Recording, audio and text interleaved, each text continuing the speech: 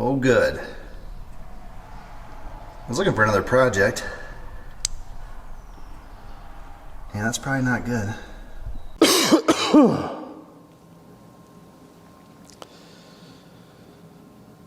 You ever been sick for so long that you can't remember what it's like to be healthy? Projects are backing up in the shop, so we got to take a break from the robot. My forklift is leaking oil, like a lot of oil. It's just pouring out of the main lift cylinder. And now it's gotten to the point where something's jammed up and it wants to lift the second stage of the mast instead of extending the main lift cylinder. So we got to do something about it pretty quickly. I don't want to take a risk of scoring the rod or causing some kind of permanent damage to the cylinder. It shouldn't be too bad. I think we can do it without taking the cylinder out. There's plenty of room. And it's a single stage cylinder. It's a whole lot less complicated than my old forklift. Unfortunately, looks like the second stage cylinders are also leaking quite a bit. So while we're at it, we better fix those too. If we get all that fixed, I noticed the other day that the radiator was leaking. Looks like a brass radiator. I'm not sure what we can do about that. Also not sure how you get it out of there. You might have to pull the counterweight off. Anyway, we'll worry about that later. Here's the seal kits. I got these from the dealership, but they are aftermarket. They're also pretty pricey. It's about $500 in this box. But I think there's a bunch of seals in here that we're not going to use. You can see there's a piston seal and a gland seal. But according to the manual, these are displacement cylinders, so they don't really have pistons. So I don't know. Guess we're not going to really have an answer until we get it apart.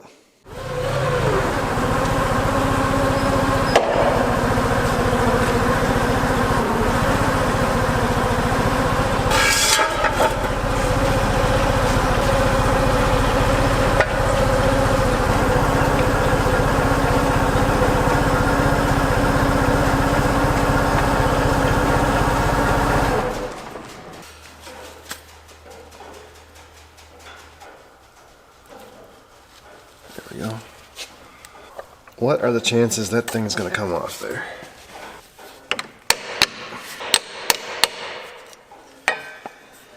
Need a different attack. Maybe a puller. This thing's so hopelessly bent and tweaked from all the years of abuse. This puller has not led an easy life. Oh, look at that.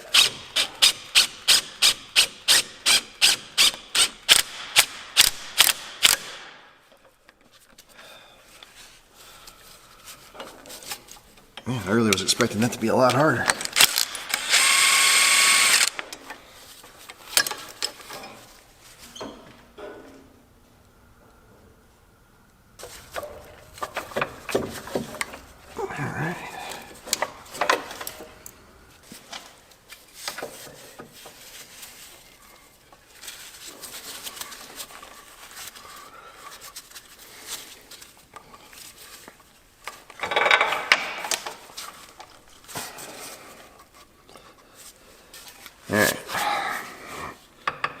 Pretty sure it says somewhere on this tool not to hit it with a hammer, so don't do that.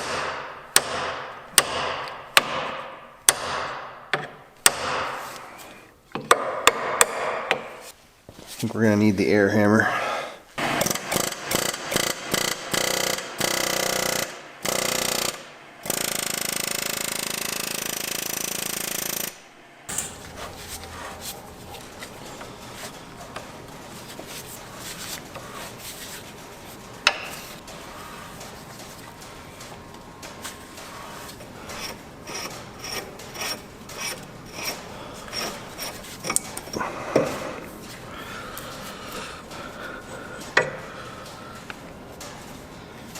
Yeehaw. Well, that seal does not look too good. Actually, the gland doesn't look too good either. But we'll clean it up and see what we can do. Is there a piston in there? There might be. There might be.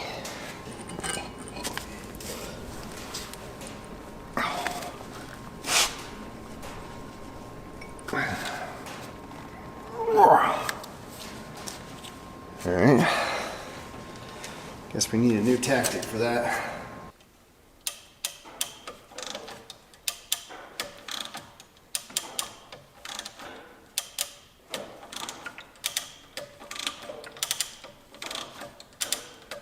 I did not expect that. There seems to be a piston on this rod. I don't know why. I mean, these are single acting cylinders. They only push up. I don't know why it needs a piston. But it seems to have one.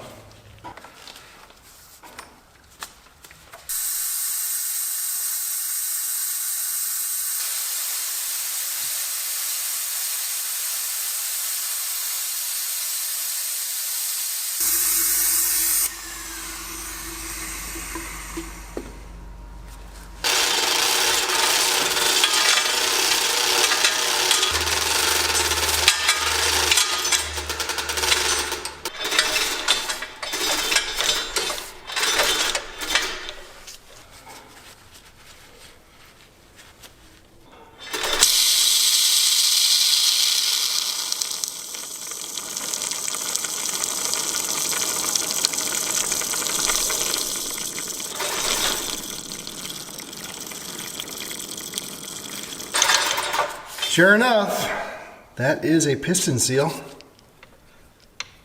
Huh.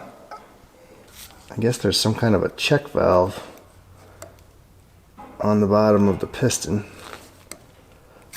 I need a smaller snap ring plier. Come on.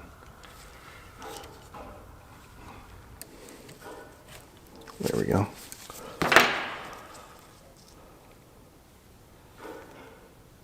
Yeah, it's kind of scuzzy. There's some water in there actually. Yeah, quite a bit of water. And I found some rust too, which I guess isn't surprising. Well, some of you guys are probably new to the channel and haven't seen the backstory on this machine. It sat outside in a field for about 13 years, best I can tell. And I got the engine running, moved it back here, and we did everything: brakes, fuel system. I rebuilt the tilt cylinders, wheel bearings, all the fluids and filters. And it's been pretty much trouble-free since then. Put a timing belt on it. But yeah, sitting outside in the rain for that long, I'm not surprised that there's still lots of rust and water damage to be found. Yeah, I'm glad I took this apart because that seal wasn't going to make it much longer.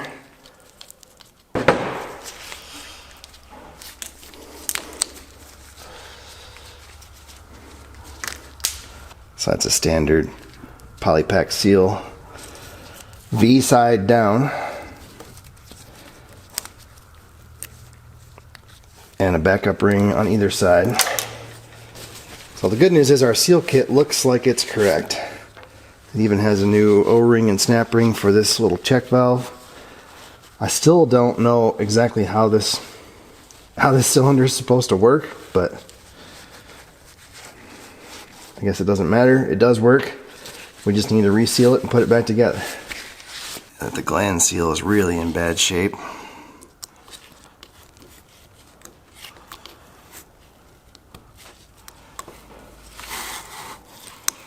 Just falling apart.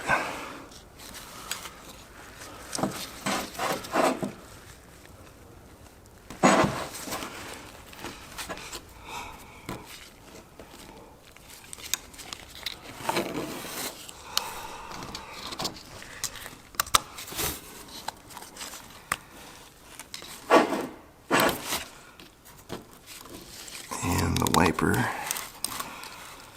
Not any better. I don't know, this thing's pretty rusty. Again, as you might expect from sitting outside for that long, water gets down around the seals and causes trouble. But we'll clean it up, I think it'll be fine. Okay, start putting her back together. Got a new O-ring for this check valve. The actual seat looks pretty good. That goes in there like so.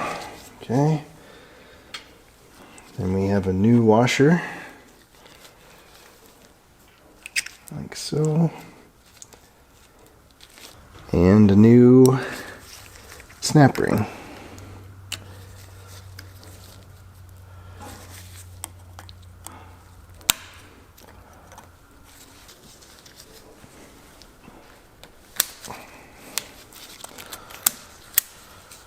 Backup ring. There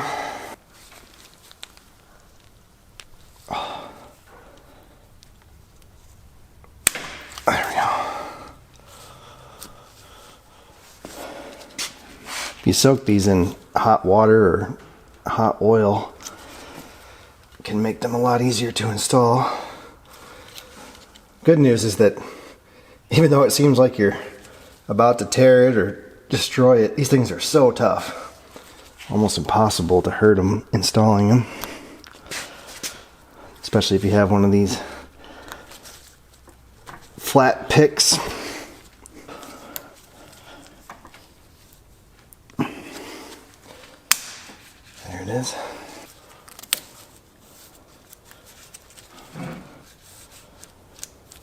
Okay.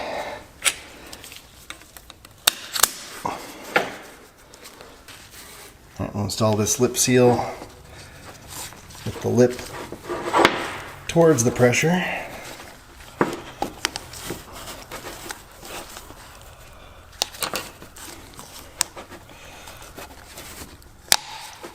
There it is.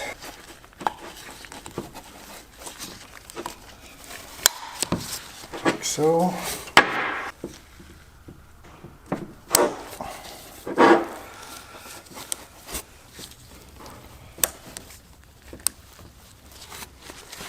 And that got a little screwed up, didn't it? So the backup ring needs to be away from the pressure, which comes from the inside. That's it. I've got to clean up the barrel, and then we're ready to go back together. We're supposed to install this little cone that protects the seal from the threads, which is pretty nice.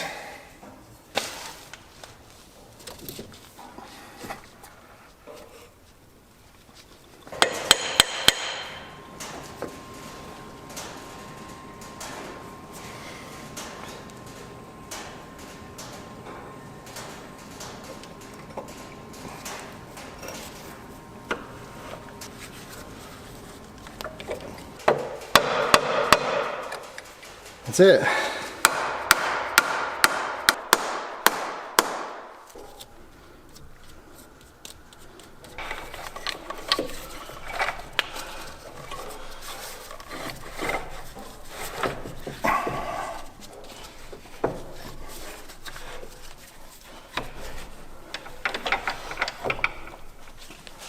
The kit even has a new O-ring for the top. I guess, let's see how much it leaks.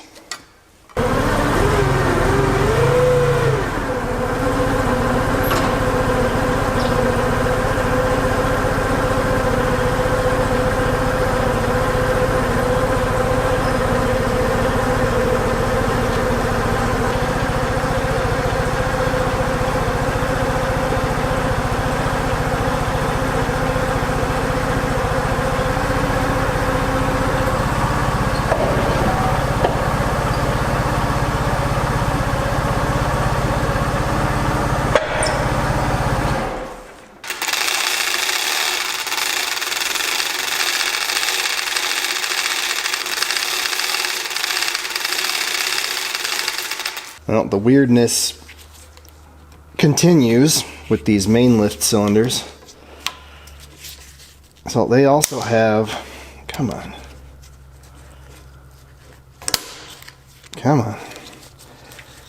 They also have a piston seal, but it's actually upside down.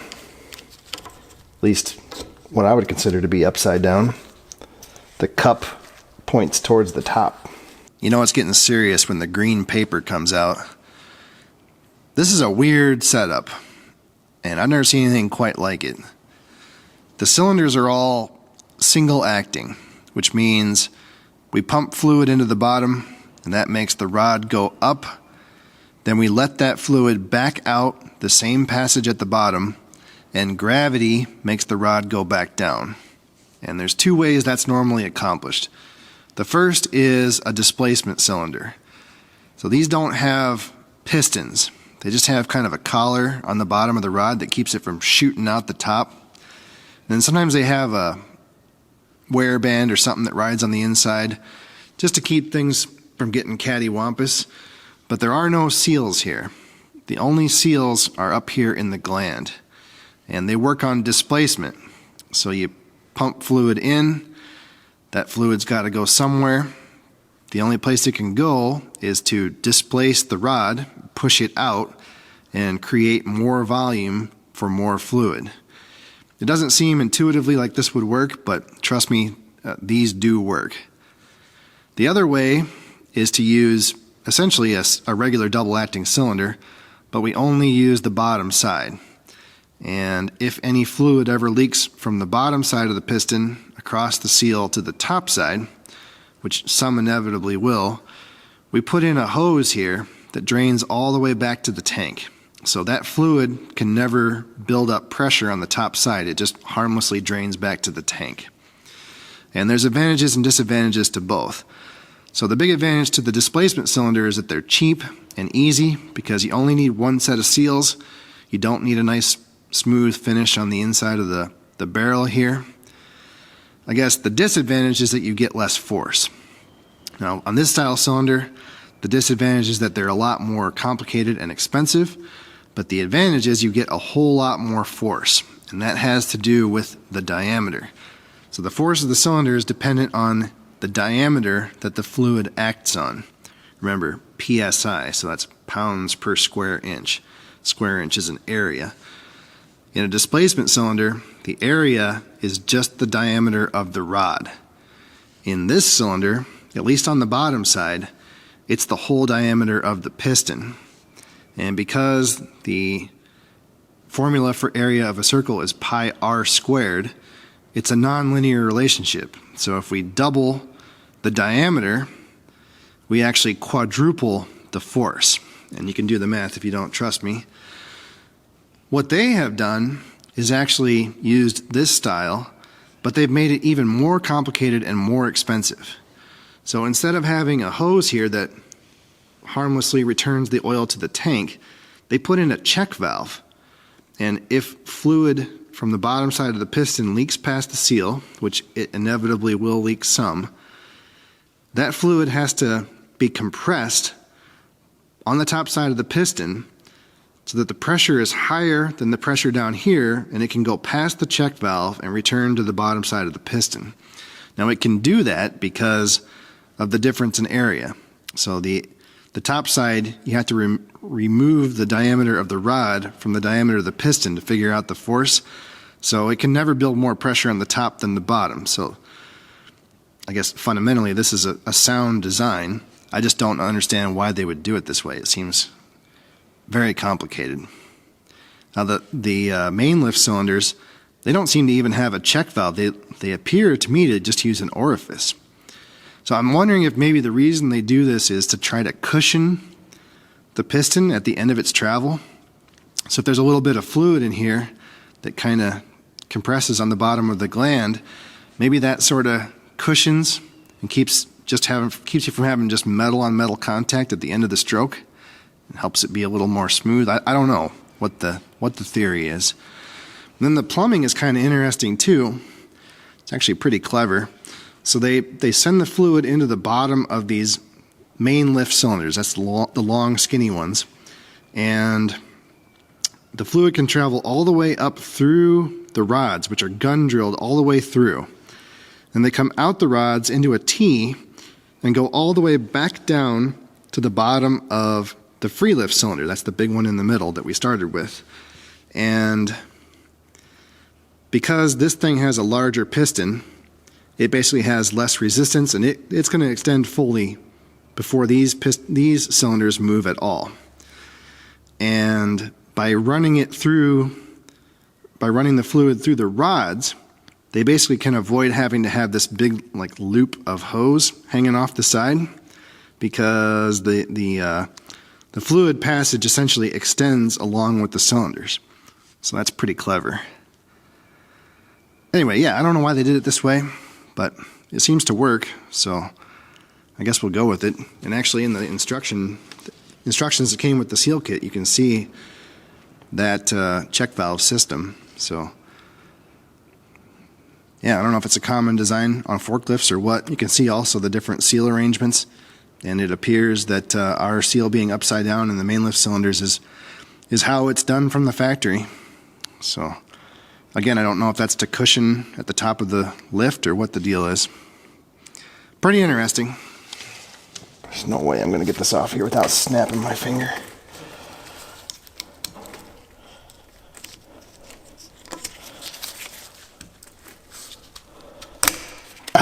Yep, sure enough. Okay, there's the wear band. There's a backup ring at the top, and our polypack seal, but like I said, it's, at least in my opinion, it's upside down. Come on. This seal's actually in good shape. I probably could have just taken the cap off and replaced the gland seal and been fine. But you don't know until you know. Okay, get that scarf cut lined up. Okay.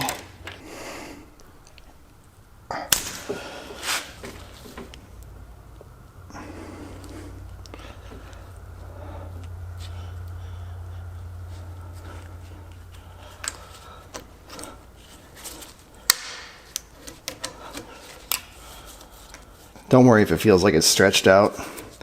These seals will relax and settle back to their normal diameter. It's no big deal.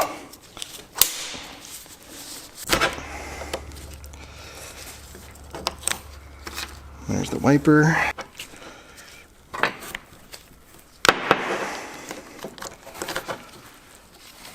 And our V-seal. Then when we put it back together, there's also this buffer ring that kind of sits right here. Pretty sure its only function is to cushion the piston at the end of its travel. Well, let me clean that up and we'll start putting things back together.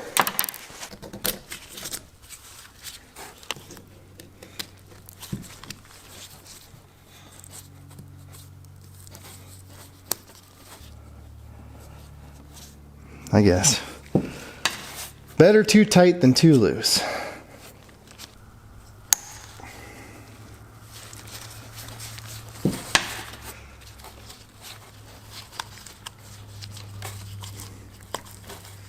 And the wiper. Okay. Looks pretty good. Put on my little cushion ring.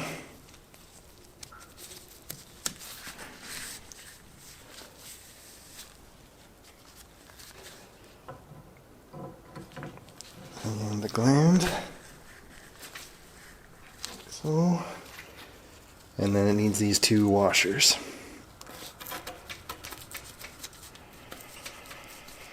Okay, that is ready to put back together.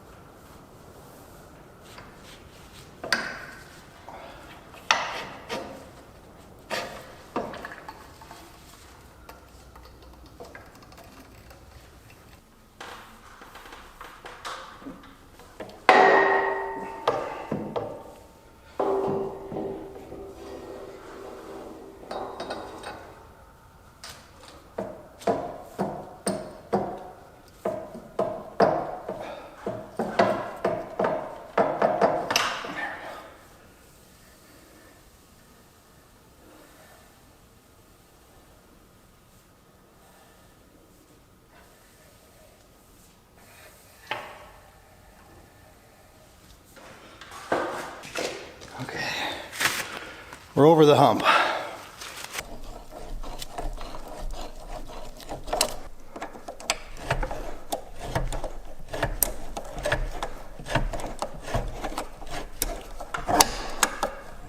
There we go.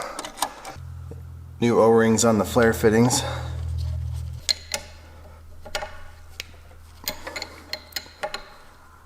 Oh, why? You need to stay up, not go down. Okay. Now.